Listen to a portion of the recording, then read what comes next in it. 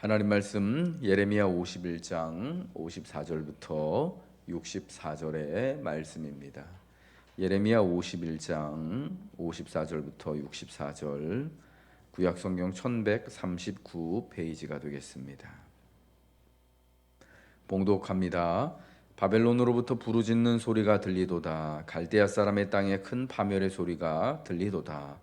이는 여호와께서 바벨론을 황폐하게 하사 그 큰 소리를 끊으심이로다. 원수는 많은 물같이 그 파도가 사나우며 그 물결은 요란한 소리를 내는도다. 곧 멸망시키는 자가 바벨론에 이르렀음이라. 그 용사들이 사로잡히고 그들의 활이 꺾이도다. 여호와는 보복의 하나님이시니 반드시 보응하시리로다.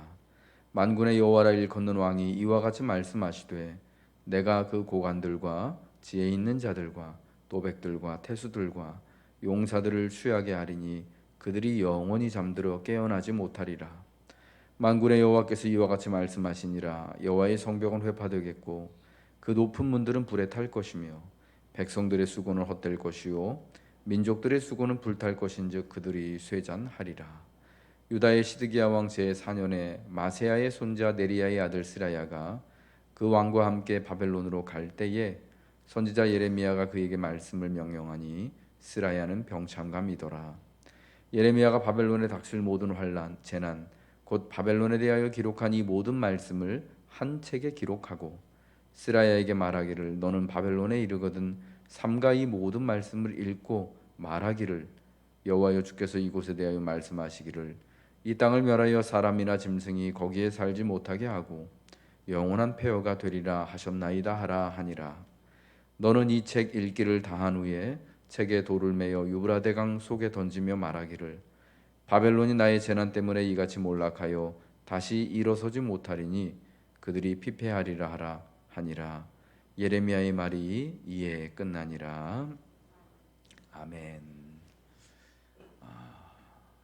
바벨론의 패망에 대하여서 하나님은 선지자 예레미야를 통하여서 선포를 하셨습니다. 바벨론의 이 긴 패망에 관한 이 말씀은 이제 예레미야가 주신 말씀대로 잘 정리를 하여서 두루마리 책에 기록을 하고요. 그것을 시드기야 왕 4년에 왕이 바벨론 제국으로 갈 때 함께 사신으로 동행하였던 마세야의 손자 네리야의 아들 스라야에게 부탁을 합니다. 스라야는 이때의 왕과 함께 동행하는 병참관으로서 바벨론에 가는 사신 행렬 중에 한 사람이었던 것 같습니다. 그래서 스라야의 손에 바벨론 패망에 관한 말씀을 읽혀 들고 가서 바벨론 성읍 안에서 그 패망에 관한 이 긴 말씀을 다 읽고 이제 책을 돌에 메어서 유브라데강 속에 던져라 라고 말하는 것이죠. 이것은 바벨론에 대한 패망의 말씀이 완전히 정하여졌다라는 것을 말씀하시는 겁니다. 돌에 매달린 그 두루마리 책이 유브라데 강에 깊숙이 빠져서 더 이상 건져낼 수 없는 것처럼 바벨론의 패망이 하나님이 말씀하신 하나님의 보복으로 인하여서, 하나님의 보응으로 인하여서 이렇듯 임하여서 바벨론이 몰락하고 다시는 일어서지 못할 것을 말씀하는 것이죠. 이 바벨론의 패망에 관한 말씀이 기록되어지고 그 말씀이요 기록된 말씀은 선포되어지는 것입니다. 그냥 하나님이 예레미야를 통하여서 하신 말씀을 그냥 기록한 다음에 그것을 감추어 두시는 것이 아니라 바벨론의 한 복판에서 스라야라고 하는 이 사람을 통하여서 그 하나님의 말씀이 선포되어지는 것이죠. 이렇다 하나님의 말씀은 선포되어지고 모든 사람의 귀에 들려지는 것입니다. 특별히 바벨론과 그 안에 살고 있는 당사자들의, 그리고 바벨론에 이미 포로로 끌려와서 살고 있는 상당수 많은 유다의 자손들에게 들려지게 되어지는 것이죠. 그래서 하나님의 말씀과 같이 영원할 것 같은 그 제국이 마침내 무너지게 될 것이 선포가 되는 것입니다. 근데 여기서 우리가 참 한번 좀 생각을 하고 고민을 하고 상상을 해야 할 것이 있습니다. 시드기야 왕과 함께 바벨론에 지금 사절단으로 가는 스라야라고 하는 사람, 그리고 이제 바벨론에 이르게 될 그 왕과 여러 명의 유다의 사절단들, 바벨론에 지금 뭐 이 사람들이 놀러 가는 게 아니고요. 사실은 바벨론 왕에게 조공을 바치러 가는 것인지도 모릅니다. 그러니까 사실은 뭐 사절단이라고 하지만은 뭐 오늘날에도 그 냉혹한 국제 관계가 사실은 굉장히 냉혹하지 않습니까? 뭐 이 나라와 이 나라가 대등한 그런 사이가 아닌 겁니다. 유다는 바벨론의 속국이고요. 이제 지금 얼마 안 있으면은 곧 바벨론에 의해서 완전히 망하게 되어지는 그런 나라입니다. 시드기야 왕 제11년에 유다가 망하거든요. 그러므로 지금 사실은 바벨론에 가서 그 나라가 멸망할 거다라고 하는 하나님의 말씀을 선포한다라는 거, 그 메시지 자체를 이야기한다는 것 자체가 사실은 굉장한 뭐라 그럴까요? 역모를 말하는 거죠. 반란을 말하는 거죠. 사실 그 행위 자체만을 가지고도, 그 두루마리 책을 가지고 바벨론에 직접 가서 읽는 것, 아니 그 책을 소지하고 가는 것만으로도 사실은 발각이 된다면은 당연히 죽는, 말도 안 되는 그런 일이었을 것입니다. 오늘날 우리로 치면 국가보안법에 딱 걸려가지고 작살이 나는, 아주 큰 일이 나는, 어쩌면은 이 책 때문에, 그 책을 운반하는 스라야 때문에 유다의 시드기야 왕의 사신들이 다 사로잡혀서 너희는 바벨론 왕에 대해서 반역을 꾀하는 자, 왕이 죽기를 바라고 바벨론이 망하길 바라는 악한 자들이다 해가지고 다 그 자리에서 죽을지도 모르는 상황입니다. 제가 말씀드리고 싶은 것은 이렇듯 하나님의 말씀을 선포하고 그러니까 하나님 말씀을 받고 그 말씀을 세상에 선포하고 알리는 거에는요 상당한 책임, 자신의 직을 걸고 때로는 목을 걸어야 되는, 생명을 걸어야 되는 이런 굉장히 위중한 책임과 위험이 따른다라는 것입니다. 그럼에도 불구하고 우리에게 드러난 하나님의 말씀은 선포가 되어지고 알려져야 되는 것이죠. 여러분, 우리가 이 땅에 대하여서 하나님의 말씀을 붙들고 그 말씀대로 살아가고 그 말씀을 증거해야 될 여러분 그러한 책임이 분명히 있는 것입니다. 그것이 때로는 정말 스라야와 같은 사람이 바벨론의 그 한복판에서 바벨론의 패망을, 바벨론이 막 한참 힘이 있을 때 그 패망을 이야기했던 것과 같은 그런 용기와 또한 결단을 필요로 하는 것임을 여러분 믿으시기 바랍니다. 이 두 번째는요, 이 말씀을 누가 들었을까라는 것을 우리가 좀 곰곰이 생각을 해봐야 될 것입니다. 스라야가 가서 그 두루마리 책을 펼치고 이 바벨론에 대하여 기록된 모든 멸망에 대한 말씀을 선포했을 때 이 말씀을 여러분 누가 듣겠습니까? 바벨론의 모든, 물론 이제 바벨론의 모든 사람들, 바벨론의 왕과 바벨론의 모든 시민들과 바벨론을 인하여서 먹고 사는 모든 사람들, 바벨론을 기뻐하는 모든 사람들을 대상으로 하겠지만 첫 번째 수신인은요 지금 사로잡혀 가서 살고 있는 유다의 자손들, 하나님의 백성들인 거예요. 이미 여호야김 왕 때 많은 사람들이, 다니엘과 같은 많은 사람들이 1차로 포로로 사로잡혀 와서 바벨론 안에서 포로의 생활을 하고 있습니다. 여러분, 그 사람들에게 이 바벨론이 패망할 것이다 라는 소식은 어떤 마음이, 어떤 역할을 할까요? 용기를 주는 거 아니겠습니까? 지금 포로로 끌려와서 언제 다시금 고향 땅으로 돌아갈지 모르는 사람들에게, 지금 자기의 원수된 나라를 위하여서 살아가고 있는 이 사람들에게 하나님이 이 예언의 말씀을 전해주심으로 용기를 주고 희망을 주시는 거예요. 그러면서 또한 경고를 주시는 것이죠. 바벨론이 강하고 대단한 나라다라는 것을 누가 제일 잘 알겠습니까? 시드기야와 같은 그 왕이 제일 잘 알겠습니까? 아니에요. 그 바벨론 나라 안에 살고 있는 사람들이 제일 잘 아는 거예요. 몇 해 전에 포로로 끌려왔던 다니엘과 같은 사람들이 바벨론이 얼마나 강성하고 그 나라의 권세가 얼마나 대단한지를 제일 잘 아는 거예요.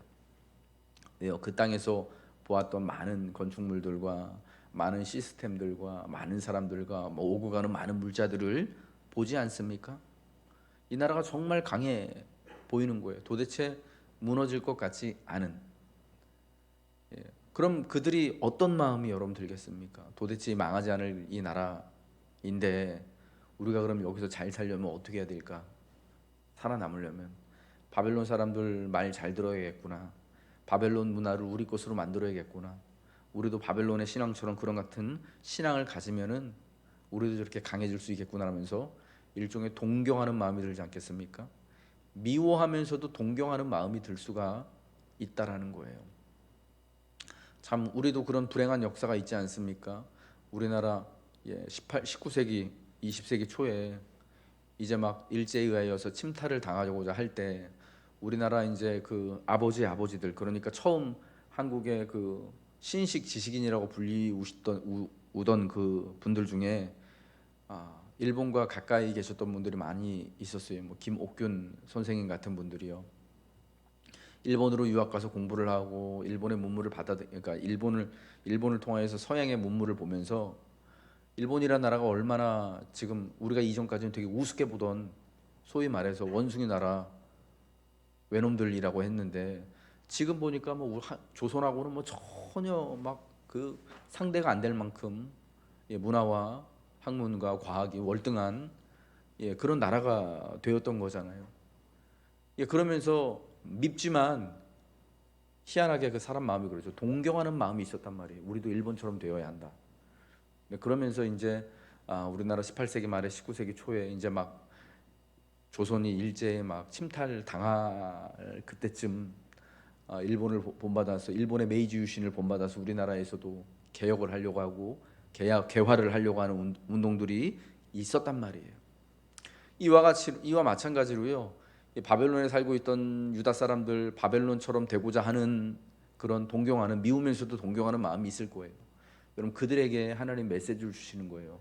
바벨론 너무 좋아하지 말아라. 바벨론이 너희가 동경할 대상이 아니다. 물론 바벨론을 주의하고 경계하면서 그들에게 배울 것이 있겠지만은 완전히 따라가야 될 것은 아니다라는 것을 말씀하는 거예요. 그러면서 이제 바벨론이 멸망할 때 어떻게 해야 되는 것이냐? 거기 있으면 망하는 거잖아요. 그러니까 바벨론을 너무 동경하지 말고 다 바벨론을 이 땅에 있는 영원한 하나님의 나라처럼 여기지 말고 비록 여기서 포로로 사로잡혀가며 살지만 하나님의 백성답게 하나님 말씀을 붙들고 신실하게 여전히 하나님만 의지하며 살아가야 한다라는 것을 말씀해 주는 거예요. 이 바벨론의 패망에 관한 말씀이요. 요한계시록 18장에도 이와 같은 유사한 이제 상징을 가지고 이야기를 하거든요. 그래서 신약에 넘어오면 바벨론은요 하나님 나라를 대적하는 세상의 권세, 세상의 나라, 세상의 모든 시스템, 음녀라고도 불리우는 그런 것을 다 이제 상징을 하는데요. 바벨론이 패망함으로 인하여서 하나님의 백성들은 기뻐한다라고 말씀하고 있습니다. 계시록 18장 20절인데요. 하늘과 성도들과 사도들과 선지자들아 그로 말미암아 즐거워하라. 하나님이 너희를 위하여 그에게 심판을 행하셨음이라. 바벨론이 패망당하는 것을 하늘과 성도들과 사도들과 선지자들이 즐거워하고 기뻐해야 한다고 말합니다. 여기서 말하는 하늘과 성도들과 사도들과 선지자들은 교회를 말하는 거예요. 바벨론은 교회를 대적하는 세력들이거든요. 세상의 나라를 말하는 거거든요. 그의 패망을 인하여서 하나님의 백성들은 즐거워하고 기뻐해야 하는 거예요. 왜요? 그로 인하여서 하나님이 우리에게 주시는 이제 이 구원이 큰 심판과 환난을 지나고 주어지게 될 것이기 때문입니다. 바벨론의 패망에 대한 예레미야의 말은 여기서 끝납니다. 그러나 이 말은 그냥 허공에 대고 말하여져서 없어지는 것이 아니라 하나님이 반드시 이루실 말씀이다라는 것입니다. 지금 현재에서 본다면은 바벨론이 망할 것이 아득히 먼 일인 것처럼 보여질 수 있습니다. 그러나 하나님은 반드시 그 말씀을 성취하셔서 하나님 백성들에 대한 상당한 보응을 바벨론에게 행하실 것입니다.